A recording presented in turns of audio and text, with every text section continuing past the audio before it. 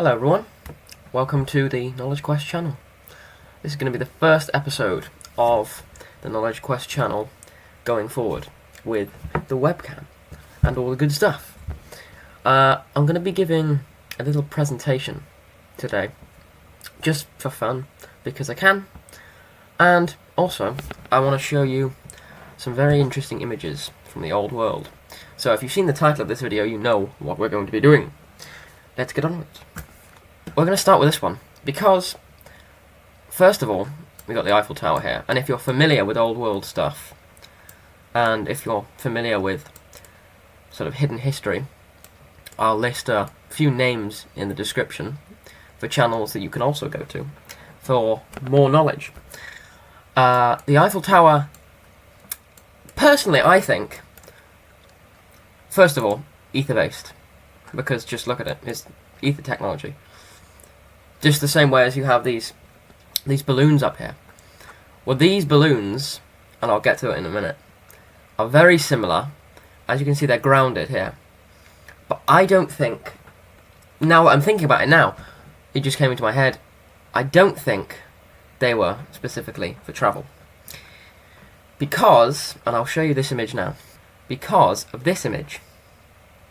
Yeah, look at that. Well, it says at the top, look, apparatus for collecting atmospheric electricity. Look at that. 1907. So, if you don't know, 1902 was a big reset. Very big reset. And according to the archaic Phoenix chronology, which is probably accurate, I would say, because it comes from older sources than himself. Basically, every 138 years, there is a Phoenix event.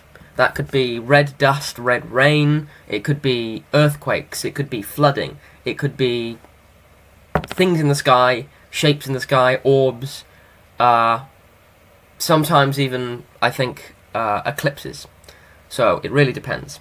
But 1902 was a big one, but not as big as some others. The next one is apparently in 2040 and 2046.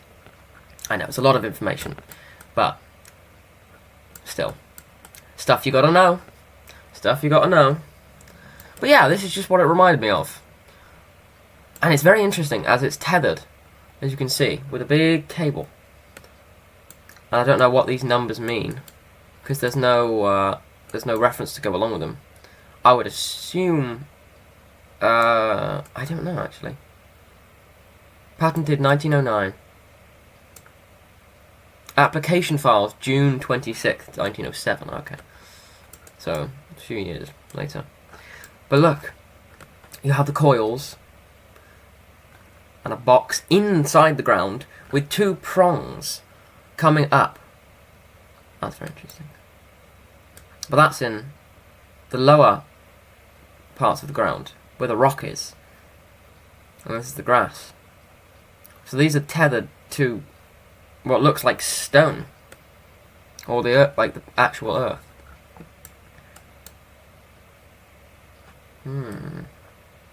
Very interesting. Would love to see something like this built today. This one's quite similar actually to what I showed you. I actually have a postcard in my drawer of... It's not my postcard. Found it in a bookshop. I love it when books. I have a lot of books. I love it when books come with little like treasures inside, and this is one of them. I think. Yeah, I think I got it from a book. They have Blackpool Tower, if you can see that. Yeah, Blackpool Tower. Yay. But that's the photo you're seeing right now. So this is also a postcard. But Blackpool Tower has the same properties as the Eiffel Tower, as you can see here. So it's the same thing. So 1 + 1 = 2, which in this case means that these towers, whether they were built when they say they were built or not, were used for powering things, taking ether from the air, from the sky, because ether, I reckon, could be mainly based in the ionosphere, which is the blue sky.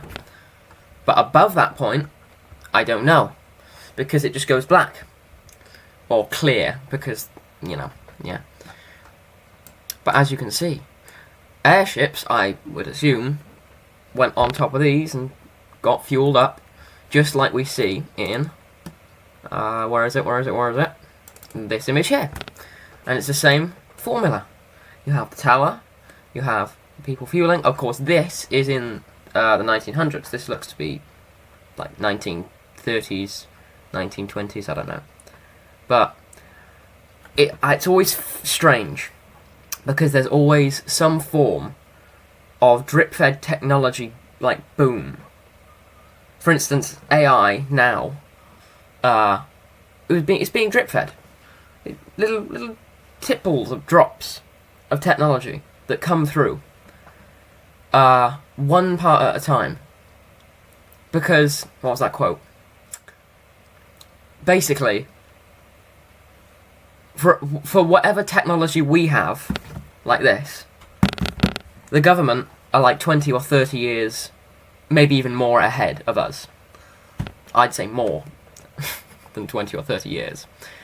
But it's funny, because before airships like this started to come about in big waves, and also for the war, before the Hindenburg, which was a ploy, by the way, to stop airships from getting popular. That's the equivalent of having one car crash and saying, no more cars! Okay. Well, it's always funny that they come around in big waves. Because before they came around in big waves, there were strange sightings of unidentified flying objects in the sky, with lights, like searchlights, looking down. Some heard voices, some heard singing, some heard the singing like it was from a phonograph. But nonetheless, they saw an airship of some kind. They had wings in the depictions, and it was in the newspaper. And I think that was in the 1890s, 1893, I think. I'm not sure. Have to check. And then, obviously, slowly, oh, what's this? This, look. It's dirigibles, look. Oh, look, there's a gentleman there, overlooking. Always the men in top hats that are up to the devious things, and I'll show you why. But here we are. Here is a man here, on his dirigible, and he's almost cycling his flying machine. But that would all come to a crashing stop. So here, and so this is where it gets weird. Because, and I'll say it once, and I'll say it again. This world is like a big stew pot.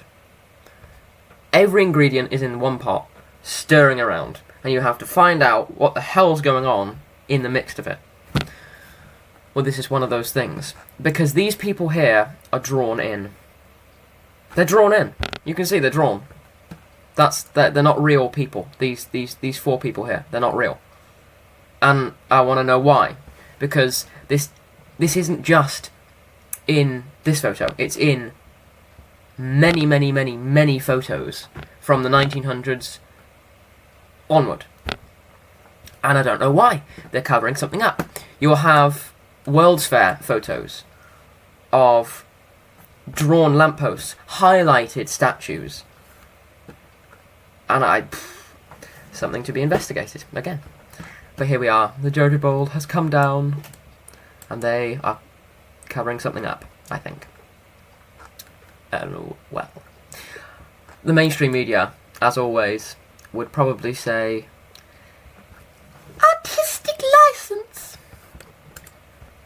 Okay. So here we are. This is the World's Fair, as you saw in this photo. It's the World's Fairs. And again, ether-based technology, blah, blah, blah, blah, blah. You all know this. And if you don't, you can come away, you can come back. But here we are. This is the real image. Or as real as you can get, because again, the sky may or may not be whitewashed. Which means it's hiding something. And I'll get to that in a minute. But here we are. Beautiful architecture that is no more, because it was destroyed. Like all great things. Destroyed, ripped away, taken away, and replaced by rubbish. But you have the eagles, you have all this stuff, and here we are. Beautiful. Beautiful stuff. Only, like I said, to be destroyed. As you can see. Look at this. This is the aftermath. Well, half aftermath, really, because this is not even completely destroyed. This is what they do. This is what the overseers, the controllers do. The fat controller. But here, the buildings in the back, they said, oh, you know, they're made of plaster and wood and temporary materials. Which I would believe, only if the building, one of the buildings, wasn't here today.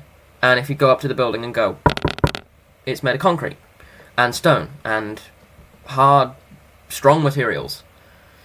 Which leads me to believe that this one over here is, or this one over here, and this statue, and everything else that was destroyed. But, oh yeah. And we don't know whether this destruction is true or not. I would assume it is. But then I don't know. Because we never know with old photos. Because history is complete and utter stew. It's terrible. But we get through it. Okay. We have another airship. This one is, we have the Empire State Building, which it did actually refuel on. And this is like the Art Deco style that I want to sort of hone in on. Because there's a strange period in history which comes together to create an image of what the world was like in the 1800s specifically. But there's questions between 2 points. One, if any of it is real or true. Because, of course, in the 1800s, the illustrated news, illustrated London news, for one, was all illustrated. There were no photographs in the 1800s, up until a certain point. And two, if it is real, how much of it? I don't know. But here we are. This is the German one. You have the two naughty symbols. You're not allowed to see them. You're not allowed to see the naughty symbols of the Germans. I wonder why. Let me see. Let's go. This, I know we're going from one thing to the other, but stay with me. This is inside the Blackpool building, underneath the Blackpool Tower, as you can see, which is very beautiful, illustrated, but I'm assuming it's correct, because most of the time they're correct. Only sometimes they're not, when they've been destroyed after the fact. But look at this. This is wonderful. It's absolutely beautiful. Imagine the parties and the gatherings you can have in here. Absolutely gorgeous. Is that a stage? Or is that... because you've got, like, foliage there. Like, interesting. Lovely booths there. And the hanging lights, which I'll call attention to for another image I will show you now. Those hanging lights, keep them in your mind. Here. Hanging lights. We don't have them now. We don't have hanging lights. I want hanging lights. Look at that. There's hanging lights. Just in the sky. Just on wires that would have lit up the street. That's fantastic. Absolutely fantastic. But here's the thing. Again, there's this picture, this weird image. Because this almost steampunk style, this Art Deco, like Wonder City type style, is all across the world from a certain point. So, I think, my theory is that 1902 took away all of that, which it did, and replaced it with what we have now, from that point onward. Just the same way that we've been technologically advanced 100 times before, and we've gotten to this stage 100 times before, I reckon, in the ancient world, only they were smarter, they used it for different purposes. The same thing happened again, but in a different format. Technology rises, gets better and better and better.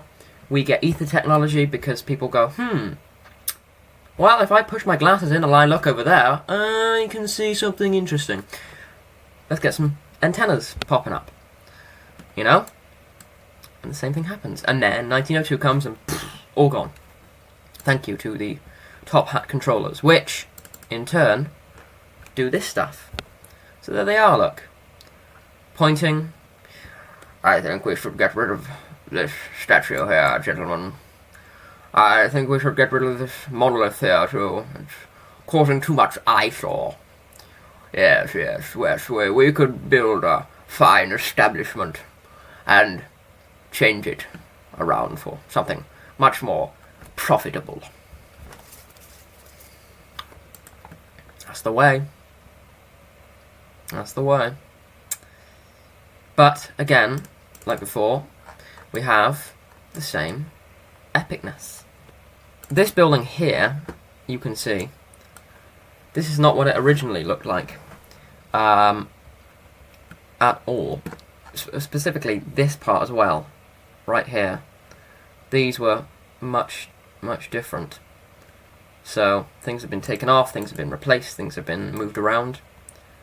And in fact, because this is the Garden Palace from, I don't know, something. It's the Garden Palace. It used to look like this. This is its heyday. And, as you can see, you have different colonnades going across this part here. Different. Lots of flags, lots of things, lots of jutting out towers, ether-based stuff. Absolutely fantastic. And again, the people are all in different colours, all wearing different things, all being interesting, being good-looking in their dress, unlike today. Until it gets to the point where everybody is dressed like this, and they're more uniformitarian after 1902. This guy, I actually have a book here that was, I think, dedicated to him. And I'll give me a moment to get the book. This book here. Oh, it's a spider. Sorry, spider. It's always spiders. This book here is Odes and Sonnets. By someone. And this comes off. It's dedicated to the man. So it's a very wonderful book. And it's my second largest book. The main largest book I have is the Illustrated London News. And I'll show that as an entire episode going forward. But yeah, everyone started to dress like this and start becoming uniformitarian. And it was bowler hats and top hats and black. Okay, well, what does that mean? Well, first of all, I'll call your attention to these larger gentlemen over here. Hand and coat, which means, I think, hidden knowledge. So, yes, distinguished giant folk. Or are they normal sized and we're small? I reckon we're small. Because if you know anything about giantism and its relation to dormant radiation because of volcanism, which is volcanoes and things like that, and vapor canopy, then you know how people get big, and plants get big, and trees get big, and animals get big, which gives us another episode entirely. But here we are, look. This is definitely not coloured clothing. This is black. It's just black clothing. This is what people start to look like. Well, black and white, or black specifically as a colour, is a reference to Saturn. Yes, Saturn, the planet, the god who, in mythology, ate his own children because of, well, I'm not going to spew the whole mythology, but you can look that up yourself. So let's go on to more stuff. Again, a large gentleman there. I will draw your attention now to this panoramic photo. San Francisco in ruins from the Lawrence captive airship. 2,000 feet above San Francisco Bay, overlooking waterfront. Well, the reason why I'm showing you this is because, A, this is in ruins. This is San Francisco. Complete reset. Everywhere is completely destroyed. Look at the buildings. That's not fire. I don't think that's an earthquake either, because they said, oh, it was an earthquake. I don't think so. No. But the reason I'm drawing your attention to this photo is because of one main detail. One main detail. This version shows you something very specific that other versions of the photo don't. And I don't know why. What could they be trying to hide? Well, if we look to the left-hand corner, we see this absolute beast of an airship. Yeah. Incredible stuff. It has sails! It has sails! It has... That's a rudder! It's a rudder! And whatever that is, this is an airship in the sky. A fantastic steampunk, awesome airship that you don't see in all the others. And I'll get a close-up of that airship. Here we are. This is a little enhanced. Look at that! I'm just going to let you look at that for a moment. You can pause the video. But that is incredible. Moving on. We have just this technology here. This is the first colour, I think, camera or video picture. But again, you have this wonderful style. This dark oak wood and the brass gold and the metal ornate. Everything ornate. Everything is beautiful. Everything is made with passion, love and care. 1861 this thing was made. Absolutely incredible. But this is the type of technology that would have advanced into something even greater by now. Which it has, of course. We have screens and TVs and all that. But I'm not talking about that stuff. I am talking about this stuff. This here, I don't know the name, is a literal robot that pulled a carriage. And they had multiple. They had many of them. It pulled the carriage. This one specifically was in an article in, I think, the 1800s, maybe 1890s, 1900s, I'm not sure. But it could, one, talk or say certain things, move its eyes, move its head, and walk the carriage. And amateurs have built, versions of these robots that they work. They work perfectly fine. And they work fantastic.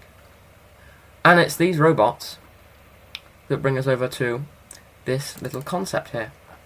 Now, I don't know what this is, but this was presented at the World's Fair of 1893, as you can see by the little thing on its column. But here we have a gentleman on his wonderful carriage, and this, what looks to be a steam-powered robot. Whether it's a concept or not, either way, it's fantastic. There it is. Look at that. That's incredible. Got a little hatch. It says on the back, presented to the public at the World's Columbian Exposition, Chicago, Illinois, 1893. Fantastic stuff, man. Fantastic stuff. But this style is everywhere in that era. And that technology brings us to this stuff. Now these, whatever the hell they are, they say that they're mercury-filled rectifier. Okay, well, looks like a rectifier to me, sure. Right, whatever that is. That's literally an old world device. We don't have those around. And if we do, they're not used, and they're hidden. That's a fan. That's a mercury device. So there's a mercury rectifier. I don't know. But look at this technology. Look at this stuff. Not only just the style that looks like it's out of BioShock, which is a game, if you don't know. I have to look it up. It's literally glowing blue, which is not something technology tends to do in these circumstances. This one here is a massive one. This one's huge. Look at that. It's like a light bulb. This is old world tech. They had this stuff. And let me tell you, these devices are found most of the time in theatres, abandoned theatres specifically. Why do you need that thing in there? What was it for? Unless, again, there's something they're not telling us. So we'll move on now to getting a long episode, but I got a lot of photos, and you enjoy it. This stuff, these are airships. This is the kind of stuff that they would hide in the whitewashed skies, because you've got.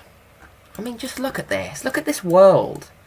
Look at this beauty that's not around anymore. This entire place is destroyed. It's gone. There's no airships. There's no beautiful buildings. And if there are, they're we've got them safeguarded by the National Trust. It's like, okay, well, great. So you've got them, and you can pretty much do anything you want to them within reason, which means earthing wires, grounding wires, ether technology gone.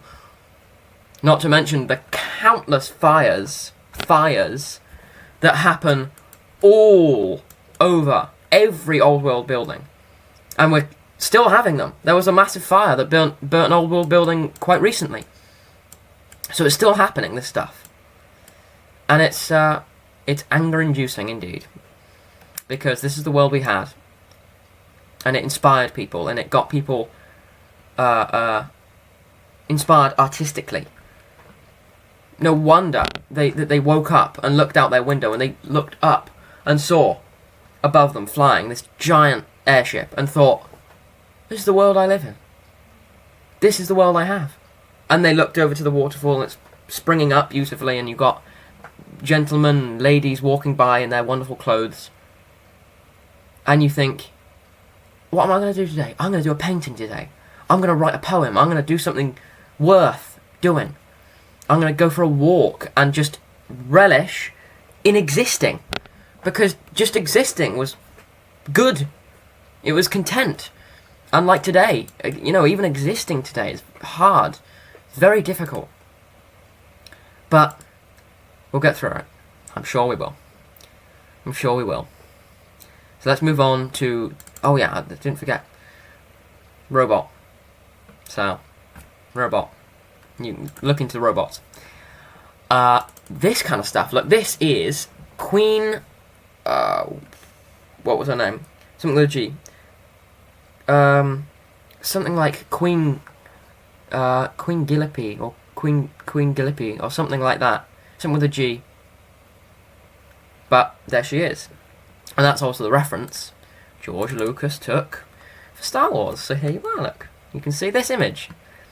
And that's why I think, if you feel the same way, please tell me in the comments, whether when you watch the prequels with this stuff in, I always have that feeling, that goosebump feeling, that energy, that excitement, that longing when I see that world, the buildings, and the style, because it feels like home to me. And I reckon it's because that energy, that style, is in collective memory. Because, first of all, memory is not singular to the brain. It's not stored in the brain, however much science will say it is stored in the brain. It's not. It's stored collectively. It's in the collective, however you might want to picture that. But memory is culled from another source, external to this realm.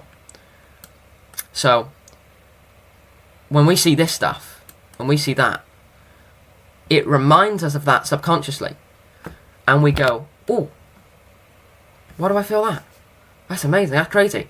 Like 1,000 people just said, that's us, we're over here. And I go, whoa, that's fantastic. So, I think that's what it is. I think when we see that and we get these goosebump feelings and we go, wow, this is so good, and we feel that powerful energy, it comes from this. It comes from remembering something we can't visually see but we feel, because the soul picks it up. You pick it up. So, here's a train station. You can look. Abandoned. Not used. Again, this awesome architecture. The blue light coming through the wonderful glass. And the Eiffel Tower. This is where, I think, a World's Fair coin. But yeah, you got some angels or cherubs or people up there. But there we are. There we have it. So, I hope you enjoyed this. I don't know whether it's long or short. I don't know. I have to edit a few things out, a few hiccups. I hope you enjoyed. I certainly did, and it went pretty well, I think. I'm going to be making more content. The next episode I will probably record today and schedule. So, I hope you enjoyed. I really do. And I will see you in the next video. Bye-bye.